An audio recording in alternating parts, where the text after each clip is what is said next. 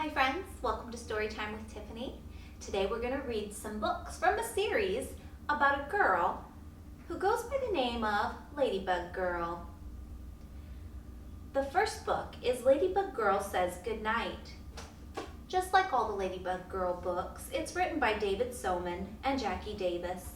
It's bedtime for Ladybug Girl, and first she must take a bath.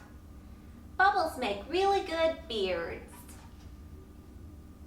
After the bath, Ladybug Girl gets wrapped up in a fluffy towel. Look, Bingo, I'm in a cocoon. Then Ladybug Girl brushes her teeth and gets into her pajamas. If I sleep with my wings on, I'll be able to fly in my dreams. Being read to is the best part of bedtime. How about 8 more books, please? Ladybug Girl says goodnight to Floppy Bunny, Panda, Unicorn, Gorilla, Wolf Pup, Bluebird, and Goat. And then she says, "Good-night, Bingo." "Sweet dreams," says Mama and Papa. "Shh," Ladybug Girl whispers, "I'm asleep." Ladybug Girl and the Best Ever Playdate.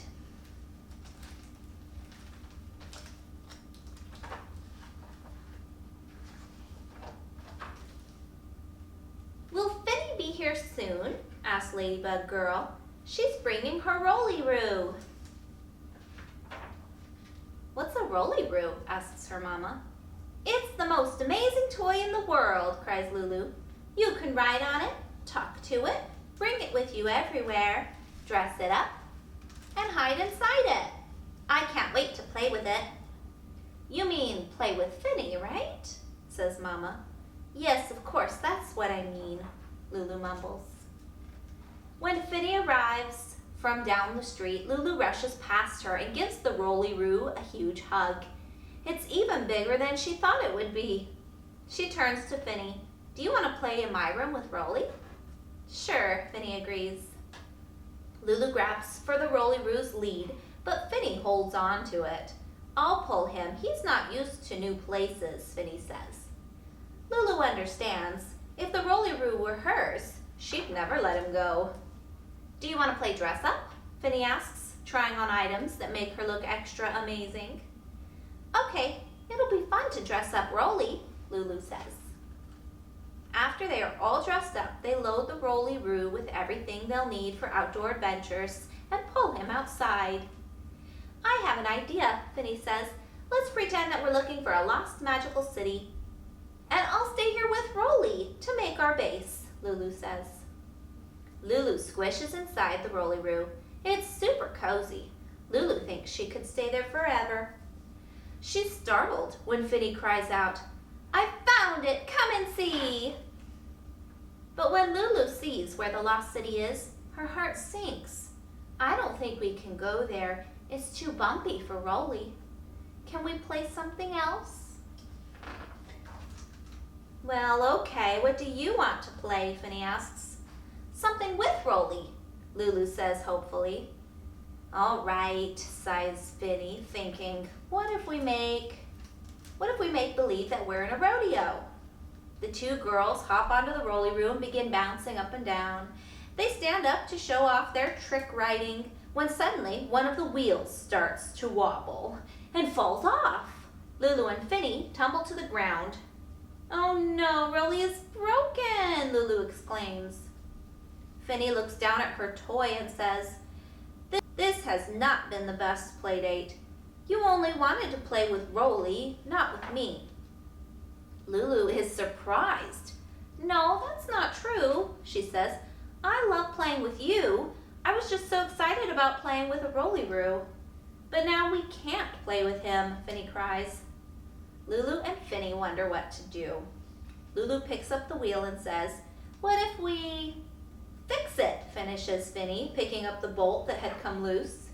"After all, I am Grasshopper Girl," announces Finny. "Yay," says Lulu, "and I'm Ladybug Girl." Together they carefully replace the wheel and use a wrench to tighten it. "We fixed it," they shout together. "Let's see if anyone else needs our help," yells Grasshopper Girl. definitely, agrees Ladybug Girl. They zip through the woods and find a perfect place to build a fairy house to keep the fairies safe. Soon they come upon an old friendly giant. He's a little droopy, so they lend him a hand.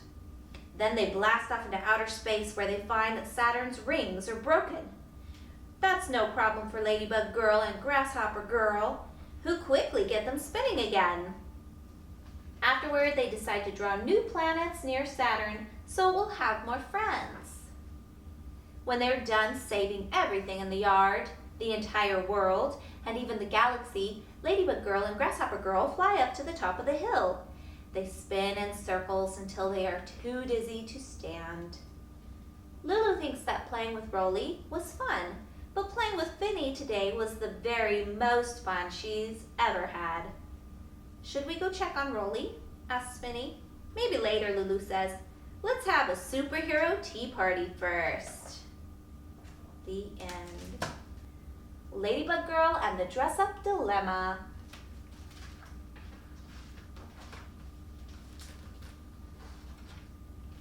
I can't believe it's already Halloween, says Lulu, jumping into a giant pile of leaves with her brother.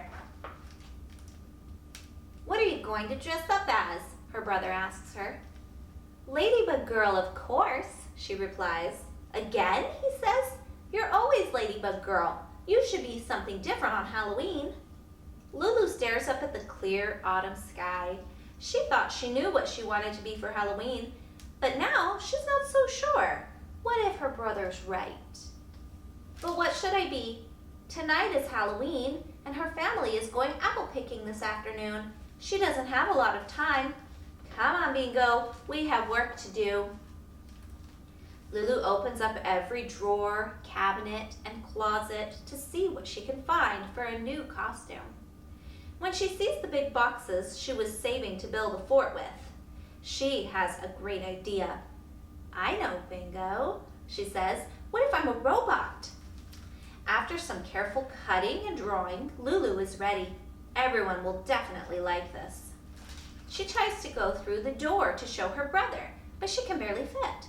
This won't do. Lulu gets out of the box and sees an old-fashioned hat. I have an even better idea, Bingo, she says. I'll dress up as a silent movie star.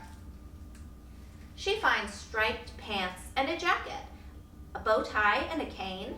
She draws on a mustache with Mama's makeup. Lulu can move much better in this costume. But then she realizes one big problem. A silent movie star can't ask for candy. This would never work for trick-or-treating. What else could she be? An octopus? An alien? A wallaby? Maybe Lulu should be her favorite animal, a panda. When she sees Bingo lying on a cape, Lulu gets another idea. In a flurry of makeup and clothes, she's ready. Lulu is convinced that this is the best costume ever. She hears her brother coming down the hallway and decides to surprise him. Boo! She yells, leaping out at him. What are you? He asks. A vampire panda, she proclaims. That's the silliest thing I've ever heard of, he says, and walks away. Well, I guess it would be too scary for little kids, Lulu says. Back to the drawing board, Bingo. It's time to go to the orchard, says Lulu's mama, appearing at the door. But first, maybe a little cleanup? Even though Lulu still isn't sure about her costume, it's time to go. Everyone has to bundle up to keep warm against the crisp autumn day. After a winding drive through the mountains, Lulu and her family arrive at the apple orchard. They are each given paper bags and head out into the rows of bendy apple trees. Lulu finds a good climbing tree and scrambles high up into the branches. Bingo looks very tiny from so far away. Hello down there, she calls. Lulu climbs down to twist the apples off the crooked branches. She hears her brother talking about his super ninja costume. What if she was a super ninja too? No, she would never ever copy her brother, not in a million years. After leaving their apples back in the car, Lulu and her family pass through a field dotted with orange pumpkins and a scarecrow.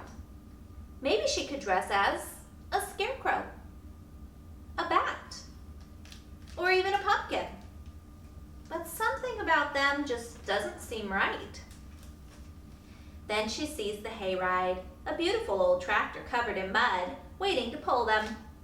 Lulu and Bingo climb up on a hay bale and sit next to a girl eating popcorn. The girl turns to Lulu and asks, "What are you going to be for Halloween?" "I don't know yet," Lulu answers quietly. "I'm going to be a princess. You could be one too," the girl says. "Thank you," Lulu replies, but she isn't in a princess mood. She still doesn't know what to dress as, and tonight is Halloween. The farmer drops them at the corn maze, and Lulu's brother dashes in ahead of her. Lulu and Bingo walk into the towering corn stalks that rattle and sway in the breeze. As the dried leaves and hay crunch under her feet, Lulu wonders why none of her ideas are working. Not the robot or the movie star or the scarecrow or even Vampire Panda. She's not sure what to do. The lanes of the maze are long and narrow, and it's confusing to know which way to go. There are so many choices, and some of them are dead ends. Then Lulu hears a noise behind her. It's the little girl from the hayride. "Hi," Lulu says, but the girl doesn't say anything. "Are you lost?" Lulu asks her. The girl nods, too scared to speak.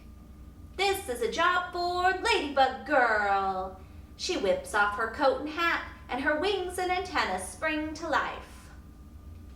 Ladybug Girl takes the girl's hand and looks around for which way to go.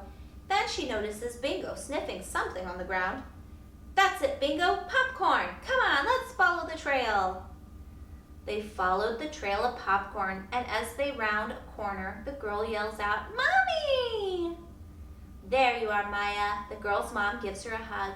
Looking at Lulu, she asks, "And who are you?" "I'm Ladybug Girl." Later, as they head out to go trick-or-treating, Lulu's brother says, "So, you decided to be Ladybug Girl after all?"